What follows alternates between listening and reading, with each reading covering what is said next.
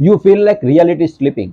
एक टाइम पे जो चीज आपको सबसे ज्यादा मैटर करते थे, योर जॉब, योर स्टेटस, जो भी आप लोगों से बातचीत करते थे, अब उसमें आपका इंटरेस्ट नहीं है। वो सब आपको मीनिंगलेस लगने लगता है, अब उसमें आपको इंटरेस्ट नहीं रहता। You feel disconnected from the people around you. It's like you are watching a movie of your own life.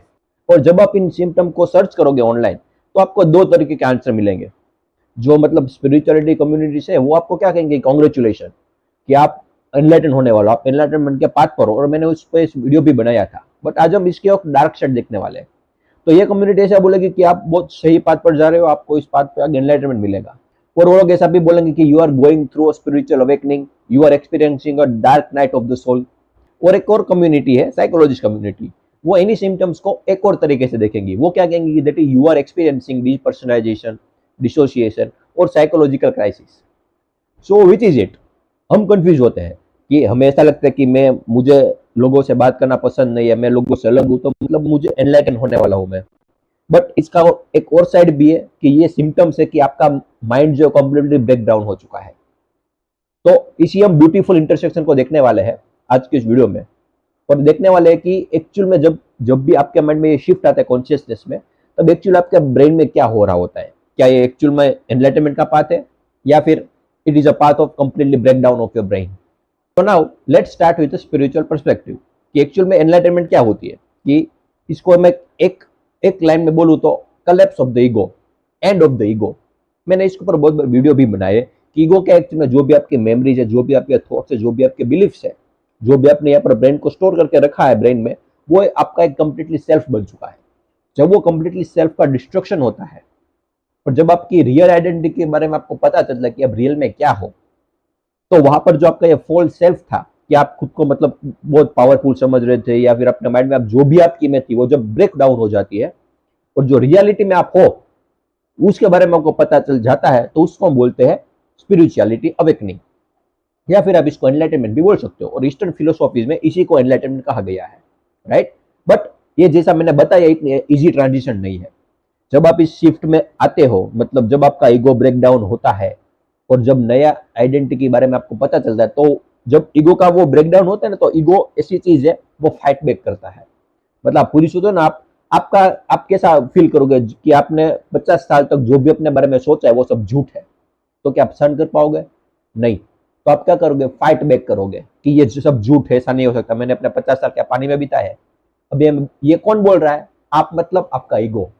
तो ये ईगो कभी भी इजीली हार मानता नहीं है, वो फाइट बैक करता है, राइट। बट धीरे धीरे आप जब आप इसको जाते हो, इस रास्ते पे आगे बढ़ते हो, तो जब आपको ऐसा लगे कि मुझे स्पिरिचुअल अवेकनिंग हुई है या नहीं, तो एक इसका इजी रास्ता है कि इसके बाद आपको ऐसा लगे कि you are connected to everything. आप सबसे दूर नहीं हो गए। हाँ, फिजिकली आप सबसे बहुत दूर हो, बट इमोशनली आप बहुत क्लोज हो सबसे। आपको सबके बारे में सब कुछ पता है कि वो उसकी सिचुएशन क्या है, वो क्या कर रहा है, सबके बारे में आपको केयर भी है, राइट। तो you are connected to everything. But this can lead to a mental breakdown. ये जो पाथ है ना ट्रांजिशन का, ईगो का कोलैप्स होना, लोगों को कभी कभी मेंटली खत्म भी कर देता है। इतना इजी नहीं है। Now let's look at the same thing with the lens of psychology. जब ब्रेन इतने मतलब ट्रॉमा से गुजरता है, इतने प्रॉब्लम से गुजरता है, तो उनकी एक डिफेंस मैकेनिज्म होती है, वो एक्टिवेट हो जाती है, which is called as dissociation. इसके जनरली दो फॉर्म होते हैं। One is depersonalisation, when you feel detach from your own body, your own thought, your own structure. और दूसरा आता है कि डी रियलाइजेशन, मतलब आपको ये दुनिया फेक लगने लगती है, डिस्टोर्टेड लगती है। मतलब आपको ऐसा लगता है कि ये सब लोग झूठ है, झूठ बोल रहे हैं। तो इसके ये दोनों जनरली फॉर्म होते हैं। So if you are feeling a psychological crisis, तो जो हमें ऐसा लगता है कि ये सब लोगों से दूर होकर के मुझे बहुत शांति मिलती है, तो एक्चुअली में वो शांति नहीं है। It's apathy and depression. ये दुख भरी मतलब आपकी एक फेज है आपकी लाइफ का। बट आपको ये रियलाइज करना पड़ेगा कि I am not spiritual awakening, but मेरे माइंड में अभी क्राइसिस चल रहा है। ये आपको आइडेंटिफाई करना पड़ेगा। बिकॉज क्या होता है कि जनरली कोई इंसान, आप खुद ही सोचो कि साइकोलॉजिकल क्राइसिस से गुजर रहा है, उसको पता भी नहीं, उसको क्या लगता है कि ये मैं स्पिरिचुअल अवेकनिंग की तरफ जा रहा हूँ, मैं एनलाइटन होने वाला हूँ। तो आप देख सकते हो कितना डेंजर पाथ है। मतलब आपके जो अनरिजोल्व इशू है, अनरिजोल्व जो वुंड्स है, उसको आप मतलब सोल्व नहीं कर रहे हो, बट उसके बदले आप कैसे लगता है कि आप एनलाइटनमेंट में जा रहे हो। साइकोलॉजी में इसको बोला गया कि स्पिरिचुअल बाईपासिंग। मतलब आप क्या कर रहे हो कि आपके जो इशू है, आपके जो वुंड्स है, उसको सोल्व करने की बजाय आप और पाथ पर जा रहे हो, which is completely false.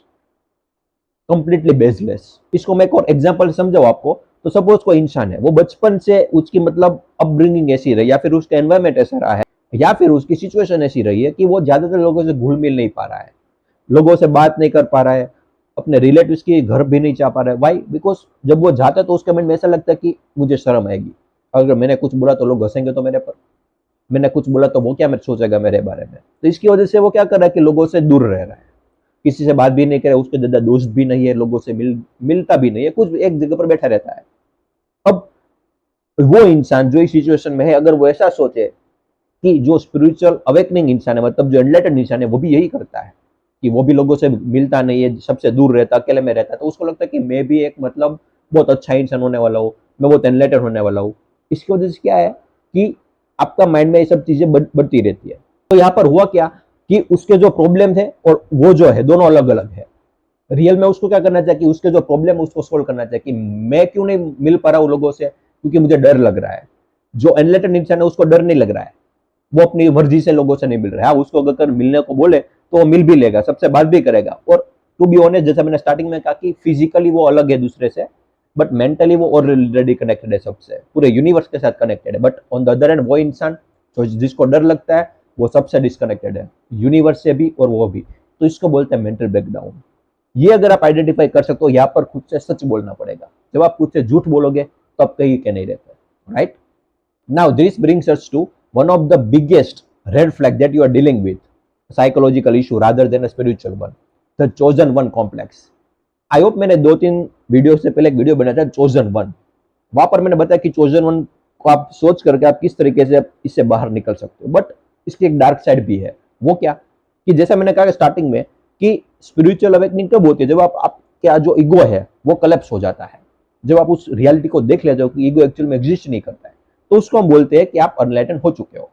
But ego, जैसा मैंने कहा कि वो फाइट बैक करता है, तो वो क्या करता है कि ठीक है मेरी ये आइडेंटिटी खत्म हो गई, अब मैं एक और आइडेंटिटी लेता हूँ। कौन सी? कि मैं एक एनलाइटेंड बीइंग हूँ, मैं एक एलिट ग्रुप का हिस्सा हूँ जिसमें सब एनलाइटेंड बीइंग्स है, और बाकी सब लोग तो मतलब घेटे बकरे की तरह यहाँ पर दौड़ रहे हैं, उसको कुछ पता भी नहीं है कि क्या हो रहा है यहाँ पर, बट मैं एक एनलाइटेंड बीइंग हूँ।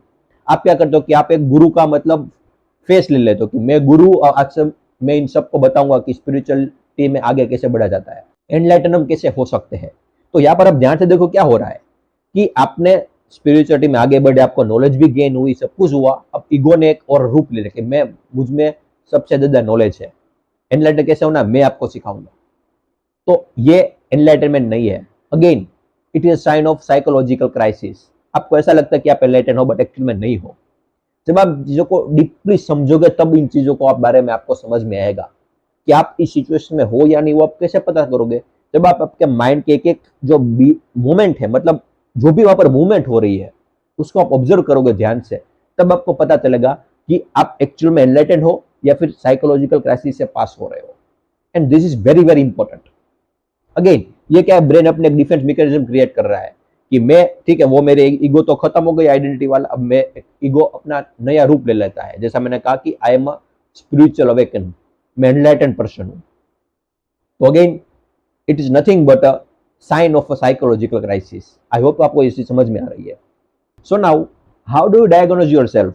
सो here are 3 questions which you can ask to tell the difference between spiritual awakening और साइकोलॉजिकल क्राइसिस। मतलब आप ये क्वेश्चन खुद से पूछो या फिर आइडेंटिफाई करो कि ये चीज मुझ में है या नहीं, जिसकी वजह से आपको पता चलता है कि आप एक अनलाइटेंड पाथ पर चल रहे हो या फिर आपके माइंड में क्राइसिस चल रहे हैं। First one is functionality versus D functionality. इसका मतलब क्या है कि सपोज को एनलाइटन हुआ है रियल में, तो वो क्या करेगा, हाँ मैं भी ऐसा हो सकता है कि वो अपना करियर चेंज कर ले, बट वो अभी भी अपने इलेक्ट्रिसिटी के बिल पे करेगा, अभी भी अपने फैमिली के साथ ही रहेगा, कोई गुफा में जाकर के नहीं बैठेगा, राइट? तो वो सबका ध्यान रखेगा।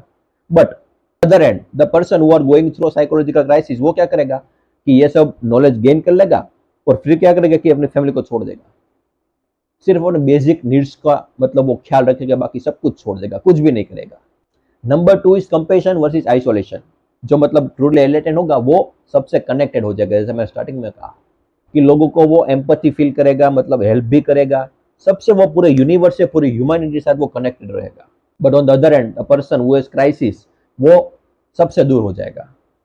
उसको सब लोगों से नफरत भी हो सकती है कि ऐसा लगेगा कि इन सबको तो कुछ भी नहीं पता, मैं देखो मुझे, मैं कितना नॉलेजेबल हूँ, मुझे सब पता है। तो वो सबसे कनेक्टेड नहीं बट सबसे डिस्कनेक्टेड रहेगा। And the third is curiosity versus dogma, मतलब जो पर्सन एनलाइटन है वो ऑलवेज क्यूरियस रहेगा, अपने माइंड को ओपन रखेगा। ऐसा नहीं कि उनको सब नॉलेज मिल गई है तो ऐसा लगेगा कि अपने माइंड को बंद कर लेगा, मुझे अब सब पता है, मुझे किसी को सुनने की जरूरत नहीं है। नहीं, वो सबको सुनेगा, उसका माइंड ऑलवेज ओपन रहेगा, वो फिर भी क्वेश्चन उसके माइंड में उठते ही रहेंगे, उठने ही रहेंगे, right. But on the other and, person who has crisis, वो क्या करेगा, जैसा मैंने स्टार्टिंग में कहा कि उसके अंदर वो चोजन और कॉम्प्लेक्स डेवलप होगा कि मैं ये हूँ, मैं अब सबको सिखाऊंगा। तो उसका जो ईगो है वो कभी भी मतलब ओपन नहीं रह सकता, उसको कंट्रोल पसंद है। तो वो क्या करेगा कि मुझे जो भी पता है वो सब सही है, मैंने जो भी नॉलेज गेन की है मैं सबको बताऊंगा, और कोई जो भी बोलेगा वो मैं नहीं सुनने वाला। तो दिस इज ए डॉगमा। सो इसके ऊपर से भी आप डिफरेंस क्रिएट कर सकते हो, या फिर कह सकते हो कि आप स्पिरिचुअल अवेकन हो या फिर आपके माइंड में क्राइसिस चल रहे हैं। So if we are floating away तो घबराने की जरूरत नहीं है। ऐसा नहीं है कि मैं अब हार्डर मेडिटेशन करूंगा जिसकी वजह से मुझे अवेकन हो जाऊंगा, मतलब ये क्राइसिस मेरे खत्म हो जाएंगे, नहीं। ऐसा होता है, वॉक पर जाइए, शांति से खाना खाइए। Spirituality is not escape from human psychology, it is a mastery of it. You can transcend the ego, but you must have a healthy ego to begin with. So, if this video resonated with you, then let me know in the comment box कि आपके आपके साथ कभी ऐसा हुआ कि आप भी इस ईगो के चक्कर में फंस गए हो। मुझे आप अपनी राय कमेंट सेक्शन में बताएं, या फिर आपका जो भी एक्सपीरियंस है मुझे आप कमेंट सेक्शन में बता सकते हो। And sometime the most spiritual thing you can do is to just be a human, right? There is nothing else to do. See you in the next video.